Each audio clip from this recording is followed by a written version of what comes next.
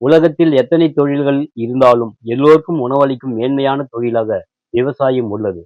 நாட்டின் முதுகெலும்பாக திகழும் வேளாண் தொழிலை ஊக்கப்படுத்தி, வேளாண் விளைபொருட்களை அதிகரிக்கவும், விவசாயிகளுக்கு இரட்டிப்பான வருவாய் கிடைக்கும் வகையில் மத்திய, மாநில அரசுகள் பல்வேறு நடவடிக்கைகளை எடுத்து வருகிறது.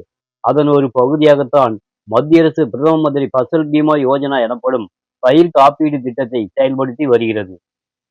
இந்த திட்டத்தின் மூலம் ஆலங்கட்டி மழை, வறட்சி, வெள்ளம், சூறாவளி காற்று, கனமழை மற்றும் பருவம் தவறிய மழை, நோய் மற்றும் பூச்சிகளின் தாக்குதல் போன்ற இயற்கை பேரழிவுகளால் விதைப்புக்கும் அறுவடைக்கும் இடைப்பட்ட காலத்தில் ஏற்படும் பயிர் இழப்பு மற்றும் சேதத்தால் பாதிக்கப்பட்ட விவசாயிகளுக்கு காப்பீட்டு நிதியுதவி வழங்கப்பட்டு வருகிறது.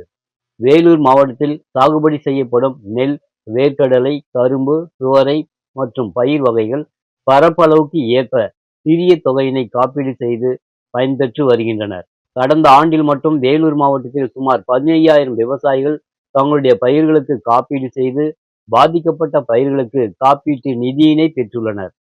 இது குறித்து மாவட்ட வேளாண் இணை இயக்குனர் திரு ஸ்டீபன் ஜெயக்குமார் கூறும்பொழுது, இயற்கை இடர்பாடுகள் மூலம் மகசூல் குறையும் போதோ, இல்லை வேறு ஏதாவது சூழ்நிலையிலையோ, வெள்ளத்தினாலேயோ, இல்லை வறட்சினாலேயோ அவங்களுக்கு நஷ்டம் ஏற்படும் போது இந்த பயிர் காப்பீட்டு திட்டத்தின் மூலமாக அவங்களுக்கு நஷ்டஈடு வழங்கப்பட்டு வருகிறது. விவசாய பெருமக்களுக்கு பார்த்தீங்கன்னா அந்த பிரீமியம் தொகையில் ஒரு 1.5% மட்டும்தான் நீங்கள் கட்ட போகிறீங்க.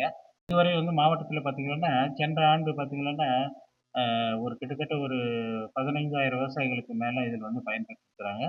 அவங்களுக்கு உண்டான இந்த நஷ்டஈடு தொகை அவங்களுடைய வங்கி கணக்கில் நேரடியாக வர வைக்கப்படும். பயிர் காப்பீடு செய்துள்ள விவசாயிகள் கூறும்போது, நெல் பயிர் வச்சிருக்கேன், அதுக்கு இன்சூரன்ஸ் பண்ணியிருக்கேன். 400 ரூபா இன்சூரன்ஸ் கட்டியிருக்கேன்.